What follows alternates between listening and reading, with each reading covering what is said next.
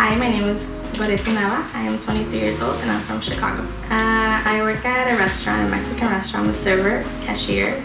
I do everything around there. I'm at Mission Express in Berwyn. And I'm a student at UIC, University of Illinois Chicago. My major is kinesiology.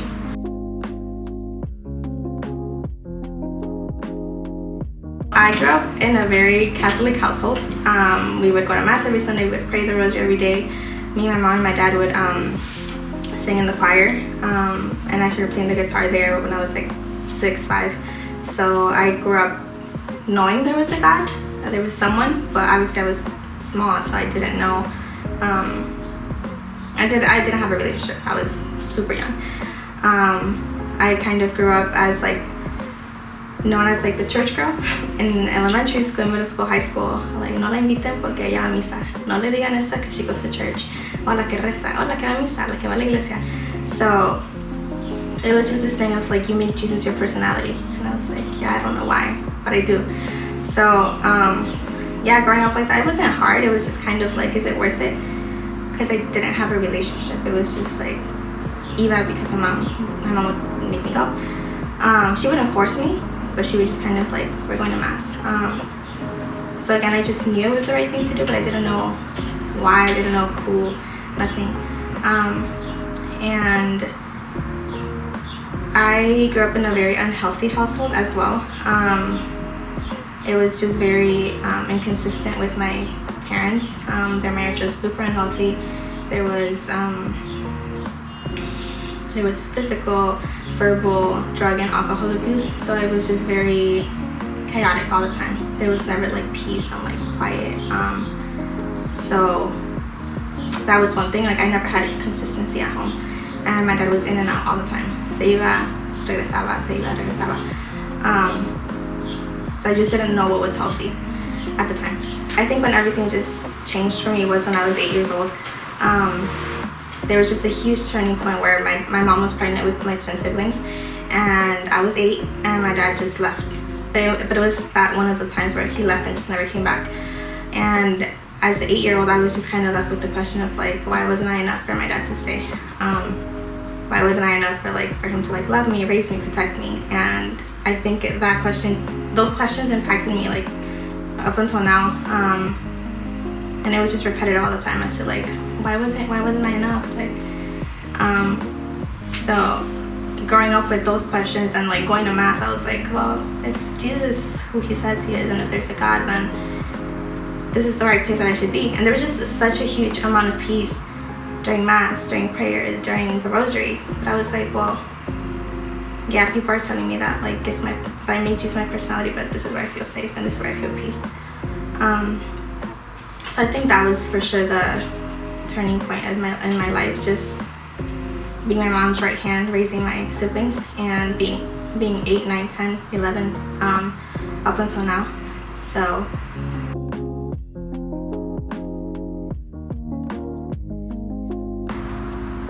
knowing that there's people that are keeping me accountable, and that I wouldn't say that there's like eyes on me, but just kind of knowing that as someone that is involved in the church, someone that does love Jesus, that there's certain standards that I have for myself, and there's things that I'm like, no, I shouldn't be doing that, or I should be doing that, or I should maybe ask, when it comes to like drinking, when it comes to going out, when it comes to who I hang out with, because at the end of the day, I want to give Jesus my all, and I want to be respectful and reverent towards him, and I just act like my life is mine, because it's not.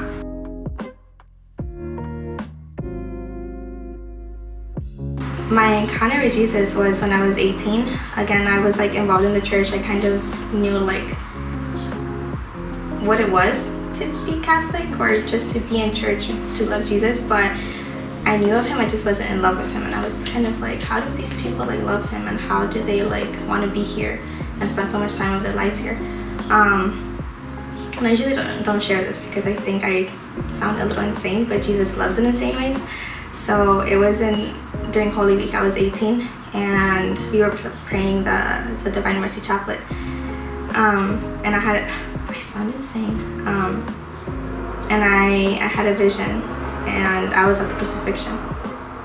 And I remember in that moment, I was kneeling, we were praying, and I remember just kneeling there, and I was like, just, I don't remember seeing my face or anything. I was just kind of like seeing him and like crucified, and I was like, oh, like this, like it is worth it, and it is worth it to like make Jesus my personality, because that is my identity as a daughter.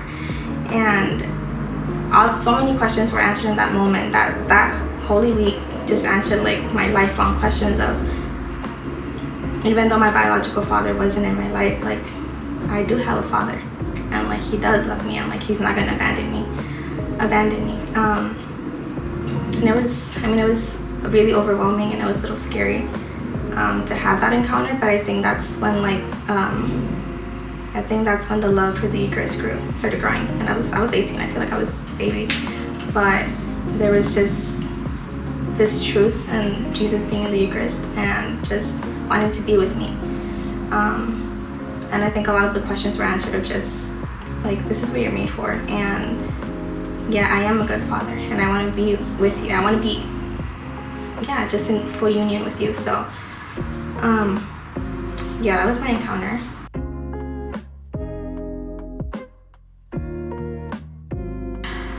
Well, a role model, I would say Mary. Mary, the mother of Jesus.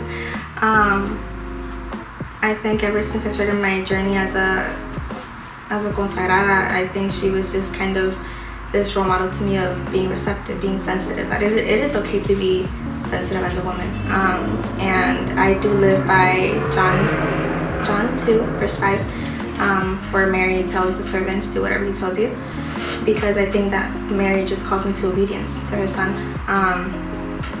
And I don't think she's demanding, but she's very clear as a mother. And I mean, I think a lot of my friends, I can't think of like just one, but here in Iskali, I think I've just grown so much in friendship and accountability, and people checking in on me and like, have you prayed? Did you go to mass? When was your last confession? And it's so important, because some people don't like that, but that's literally what makes you a saint, and like bringing your friends to heaven with you. So anyways, I can put it on a tangent.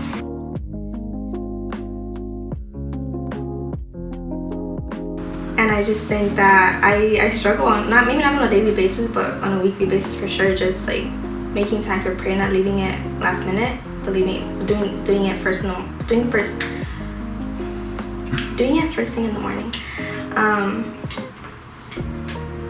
And just being disciplined about that and other things. But I think for me, it's definitely been prayer, and not just sitting there in silence. I mean, it is good to sit in silence sometimes, but knowing that like, Jesus loves me even if I don't pray, that I can't be abusing that and just being like, he still loves me, but I have to love him back, because the relationship is mutual. So prayer.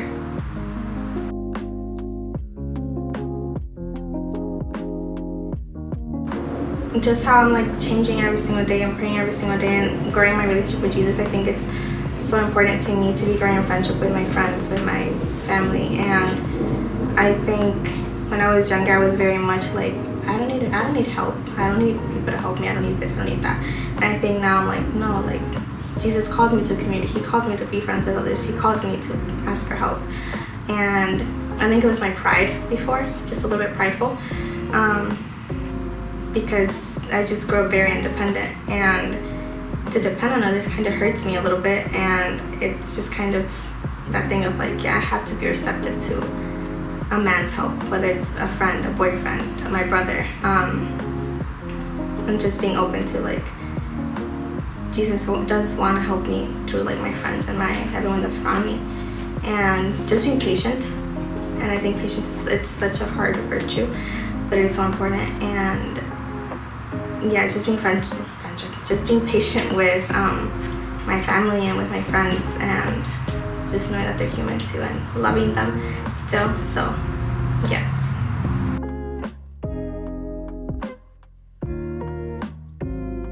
finding joy in suffering. I love talking about suffering. I love it. I don't think I've experienced like any like body like damage or like body suffering, but I think just as I kind of talked about like just growing up and like not having my dad, and just how that wounded me so badly, and how it's impacted my relationships now with like friends and with like just in relationships. Just finding joy and like the way that suffering brings you close to Christ and to his sacred heart. And I think Omi would have been like, Gorety, you're insane. What do you mean the joy in suffering? That makes no sense. And I still don't understand completely why we suffer, but I do think it's worth it, and I do think that it just purifies your heart in such a beautiful way. Yeah, I think when I kind of feel myself like, okay, we're going down south a little bit, I'm running back to Jesus, and I think that's why it's worth it, because I think it just makes you run back to the Father.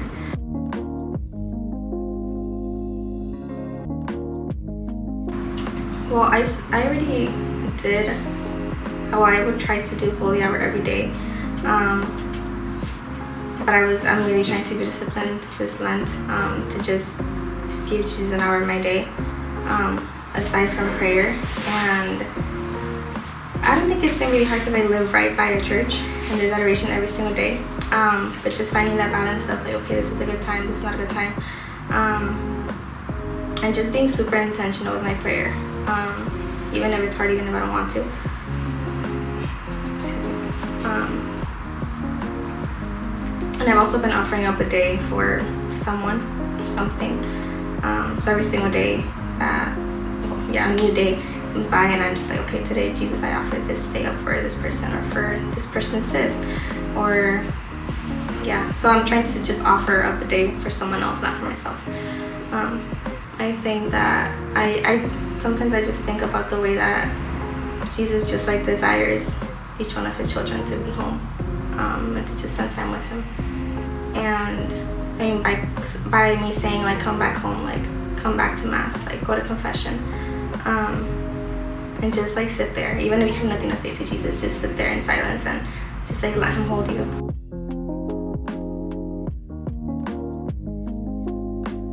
Is to not rely on feelings. That's what I meant to say. Because truth is always going to win over feelings. And again, going back to like the thing with prayer, like feelings are not going to last. You're not always going to want to pray. But when you root yourself in truth, you're set. You're good, because once you know the truth, you can't unknow it. You can't go back to not knowing. So I would say that to root yourself in the truth and not let yourself be guided by feelings. Yes, you can be on a Jesus high. Yes, you can love and you can have butterflies, but those will go away because we're human and we're broken. So that, and to just view Mary as a role model. And I think it's a little bit difficult, but she's just a beautiful role model of her yes to Jesus. And it's when you see her, you can see yourself as a woman.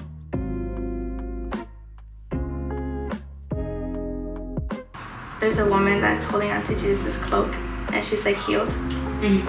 And I literally feel like that's been me my entire life. Not like, yes, of course I needed healing, but I think that like as a little girl I was just kind of like, I have nowhere else to go. Jesus, like if I don't hold on to you, I'm gonna go crazy. So I literally think, even now as a 23-year-old, I literally think that that's me. Like, Jesus, just let me hold on to your cloak, because I can't heal myself. And where else am I gonna go? Like, I think it's Peter that says that. Teacher, like where else shall we go? And I have nowhere else to go. So, I think as a little girl, I think I saw it more as like he was holding my hand, and now being older, I'm literally like hanging on to his cloak. Is there any particular moment or realization that stands out to you? Of my life? Mm-hmm. In your journey of faith?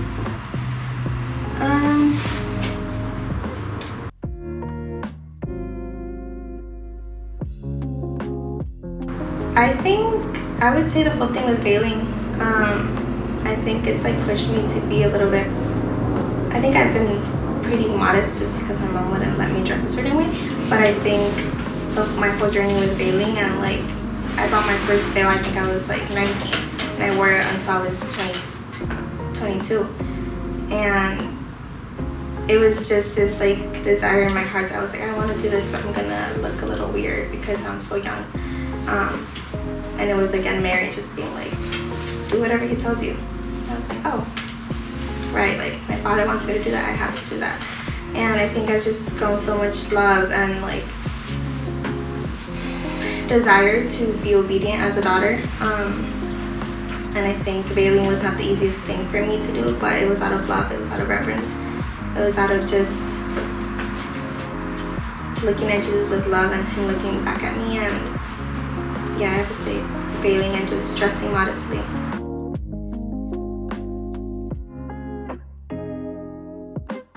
I mean, I think all I can think about is literally just do whatever he tells you. That's all.